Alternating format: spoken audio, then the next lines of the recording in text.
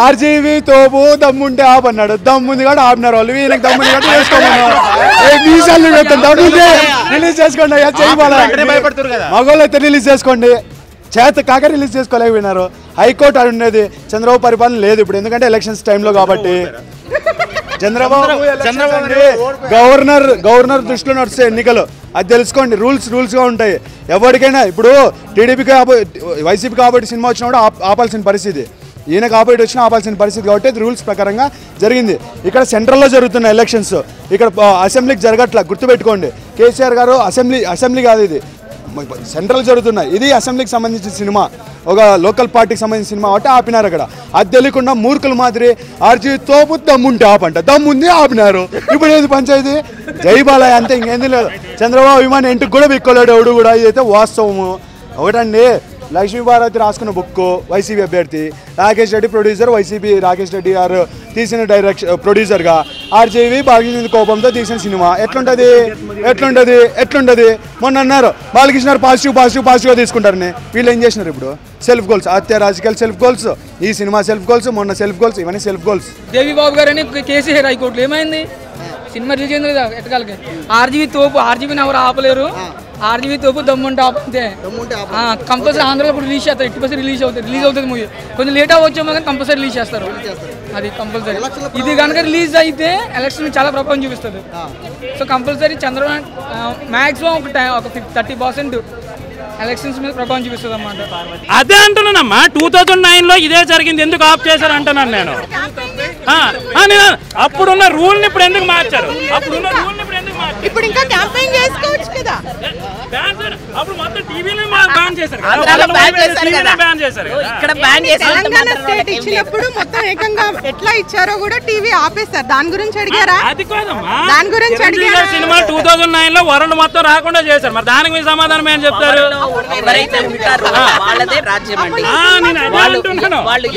Politics అప్పుడు లేకపోవడం. ఇప్పుడు ఒక రూల్ ఉంది ఏంటి, గవర్నమెంట్ జాబ్ వస్తే పెన్షన్ లేదు, ఒకప్పుడు ఉండేది ఇప్పుడు లేదు. ఆ రూల్ అయిపోయింది కదా, ఆ రూల్ మీద కంటిన్యూ వెళ్ళిపోతున్నారు కదా. ఈసీ ఎలక్షన్ అప్పుడు అధికారంలో ఎవరున్నారు? రాజశేఖర రెడ్డి గారు అధికారంలో ఉండేటప్పుడు, చిరంజీవి గారు ఎలక్షన్లోకి వచ్చేటప్పుడు టీవీల్లో ఈ యాక్టర్లు కానీ ఎవరైనా పార్టీలు పెడితే వాళ్ళ సినిమాలు రాకూడదు అని చెప్పి అప్పటి వరకు, అంటే మనం పుట్టి టీవీ పుట్టి అది ఎన్ని సంవత్సరాలు అయిందో ఎప్పటి వరకు లేని రూలు 2009లో చిరంజీవి గారు పార్టీ పెడితేనే వచ్చింది. మరి ఆ పార్టీ 2009లో చిరంజీవి గారు పెట్టేటప్పుడు, ఆ రూల్ పెట్టేటప్పుడు 2019లో ఎక్కడికి వెళ్ళింది? అంటే మీ ఇష్టం వచ్చినట్టు మీ పార్టీలు పెట్టేసుకోవడం, మీ ప్రభుత్వం అంటే మన మనుషులు ఎర్రి పప్పలు. ఇక్కడ మనం ఏంటంటే మనం ఎదవలము. నేను అదే చెప్తున్నానండి. మరి అలాంటప్పుడు ఇప్పుడు అరే ఇప్పుడు ఎందుకు అంత కక్కుర్తి పడిపోయి ఇప్పుడే ఎందుకు రిలీజ్ చేయాలి? రిలీజ్ కాలేదని అనుకోదు, ఇక్కడ కక్కుర్తి పడ్డారు కాబట్టి అక్కడ ఆఫ్ చేశారు. ఇంకోటి చెప్పనండి, ఆంధ్రాలో రిలీజ్ కాలేదని మీరు చెప్తున్నారు. ఇప్పుడు వెళ్ళి నెట్లో చెక్ చేయండి, ఇప్పుడు ఆల్రెడీ ప్రింట్ ఉంటుంది. సినిమా మొదలు మార్నింగ్ షో అయిన వెంటనే ప్రింట్లో ఉంటున్నాయి ప్రతి సినిమా. ఆంధ్రలో కాదు, యుఎస్ వరకు వెళ్ళిపోతుంది. ఇది రూల్ అయిన తర్వాత రూల్ లేగా ఉండి ఈ సినిమాని ఫస్ట్ ఆఫ్ ఆల్ రిలీజ్ చేయకూడదు. ఇది మీ పార్టీ మా పార్టీ అని కాదమ్మా, మీరు మనుషులు, మన మనుషులు అమ్మా. నేను అదే చెప్తున్నా, ఇంతకు ముందున్న రూల్ని ఇప్పుడు ఎందుకు కంటిన్యూ చేయట్లేదు? ఇప్పుడు ఎందుకు కక్కుర్తి? సార్ ఒక విషయం చెప్పనా, మన ఎస్పీ గారినే మార్చేశారండి, మన చేతుల్లో లేదు. ఇప్పుడు పాలిటిక్స్ అంతే. నేను అనేది పొలిటికల్గా అన్ని డ్రామాలు ఆడుతున్నారు, ఇది అవసరమా అని నేను చెప్తున్నా. అదే సపోర్ట్. నేను ఇక్కడ గొడవ పడిందల్లా ఈ సినిమాని ఎలక్షన్ ముందు రిలీజ్ చేయవలనంత నెసెసిటీ ఏమొచ్చింది?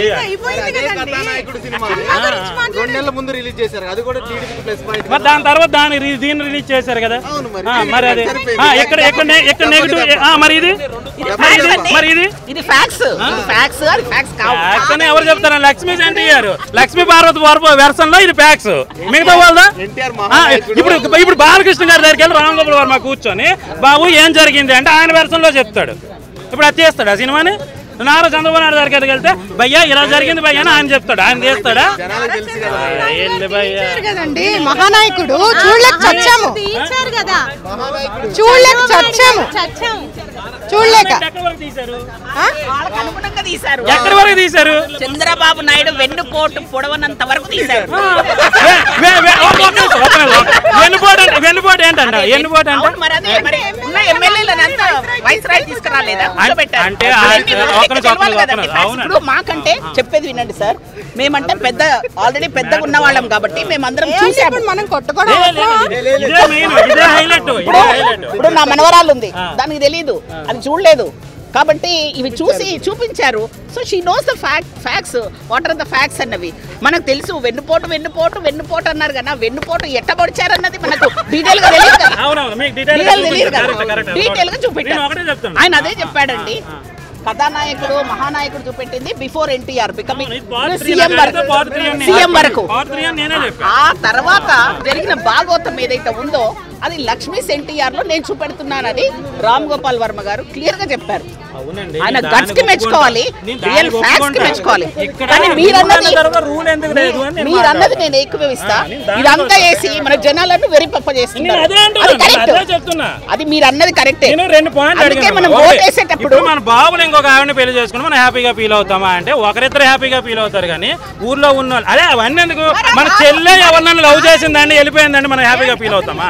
ఎన్నో బాధలు పడిపోయి అది అలాగైపోయింది ఇది ఎలాగైపోయింది. మొన్న అవన్నీ ఎందుకు? ఎక్కడ జరిగింది? ఖమ్మమా? అదే ఖమ్మం సార్ ఏదో ఆ రోజు ఎంపీ సార్ ఎలా చేసుకుంటారు మీరు? వాళ్ళకి మీ అంత ఆదర్శం అయితే వాళ్ళకి లేదండి. లక్ష్మీ పార్వతి అండి, ఒక Lakshmi Parvathi cinema producer YCP Rakesh Reddy, Lakshmi Parvathi YCP అభ్యర్థి లక్ష్మీ పార్వతి రాసుకున్న బుక్, మన డైరెక్టర్ ఆర్జీవి గారితో తీసిన సినిమా. వాళ్ళ పాయింట్ ఆఫ్ వ్యూలో అయితే చాలా బాగుంది. ఎందుకంటే చంద్రబాబుని నెగిటివ్గా చూపించాలనేది వాళ్ళ కోరిక కాబట్టి అదైతే చూపించినారు జనాలకి అట్ ది ఎండ్. ఇంకోటండి, నిజం నిజం నిజం కాదు, అబద్ధం అబద్ధం అబద్ధం ఈ సినిమా చెప్పుకోవచ్చు. ఎందుకంటే ఆ రోజు ప్రజలకు తెలుసు ఏం జరిగింది ఏంటి అని చెప్పేసి. లక్ష్మీ లవ్స్ ఎన్టీఆర్ పెట్టింటే బాగుండేది సినిమా. ఎందుకంటే లక్ష్మీ పార్వతి మంచితనాన్నే చూపించాడు ఈ సినిమాలో, తప్ప ఇంకేం చూపించలేదు. నెగిటివ్నెస్ లేదా అండి? ప్రజలందరికీ తెలుసు నెగిటివ్నెస్ ఎంత ఉందో. ఆమె ఎంత చేసిందో, ఎన్టీఆర్కి ఎంత ద్రోహం చేసిందో ఆయన జీవితంలోకి వచ్చి అందరికీ తెలుసు. రాజకీయాల్లో ఎన్టీఆర్ టీడీపీ పెట్టి ఎన్ని చేసిందో వాళ్ళందరికీ తెలుసు. ఆమె అధికారం కోసం ఎంత తగతాలు ఆడిందో అందరికీ తెలుసు. ఉండండి, ఇప్పుడు ఒకటే ఫస్ట్ భర్తను వదిలిపెట్టి నేను పెళ్లి చేసుకుని ఎందుకు? అది అందరికీ తెలుసు. అవన్నీ వద్దు, ఇవన్నీ టైం వేస్ట్ అవ్వాలి. ఇట్లాంటి సినిమాలు వేయి వచ్చినా చంద్రబాబు విమాని ఇంటికి కూడా బీకలేడు. ఇట్లాంటి సినిమాలతో టైం వేస్ట్ అవ్వాలి. Waste of seeing this movies అనమాట.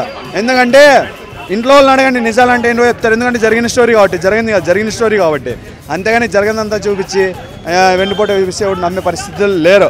మీ సెల్ఫ్ గోల్స్, హత్య రాజకీయాలు, సినిమాలు, సెల్ఫ్ గోల్స్ మీకు ప్రజల బుద్ధి చెప్తారు. వెయిట్ అండ్ సీ అంతే. ఎన్టీ రామారావు గారిని ఏ విధంగా కూడా మేమే కాదు మీరు కూడా వాడుకొని పైకి వచ్చారని ఈ సినిమా ద్వారా మరొక తెలిసిపోతా ఉంది.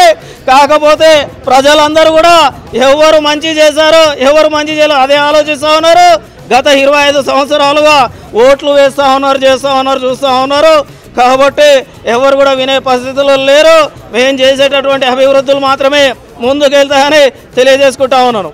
I can say that RGV is back with Lakshmi India. The personal and the political life of the legendary actor and the great politician N.T. Ramarao was portrayed good, and in the last days of N.T. Ramarao, how the Lakshmi Partamar has entered into his life and how she served him, it was narrated so good.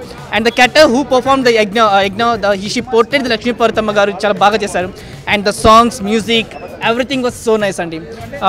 Ee movie particularly AP elections hate ni penche prayatnamlo aithe it doesn't show any impact on that, because movie అనేది ఒక entertainment సంబంధించిన journal, and ఇది వేరు politics వేరు. ఈ రెండింటిని club చేసి చూడకూడదు. ఎందుకంటే మూవీ అనేది ఒక అందమైన అబద్ధం, అది కానీ ఒక నిజమైన జీవితం తీసుకొని చేసే ప్రయత్నం కాబట్టి ఒక మూవీ లాగా చూడగానే it doesn't show any impact on that.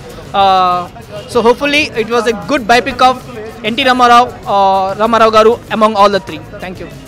అసలు రిలీజ్ అవుతుందో అవ్వదో అన్న ఎగ్జైట్మెంట్ చాలా ఉండింది. ఇవాళ కూడా థియేటర్కి వచ్చి సినిమా పేరు పడే వరకు కూడా నాకు డౌట్ ఉంది సినిమా రిలీజ్ అవుతుందా అవ్వదా అని. ఎందుకంటే అంత హైప్ వచ్చేసింది సినిమాకి. మీడియాలో కానీ ఎక్కడ చూసినా కానీ సినిమా రిలీజ్ అవ్వదని ఎవరో సమ్ కామెడీ చేస్తూ ఉన్నారు. So I just wanted to feel అందరికంటే ముందు సినిమా చూస్తున్నామన్న హ్యాపీనెస్ ఉండింది. అండ్ సినిమా స్టార్ట్ అయిన తర్వాత ఎండ్ అయ్యే వరకు ఎక్కడ కూడా వెతుక్కున్నా కూడా కాంట్రవర్సీ కనిపించలేదు.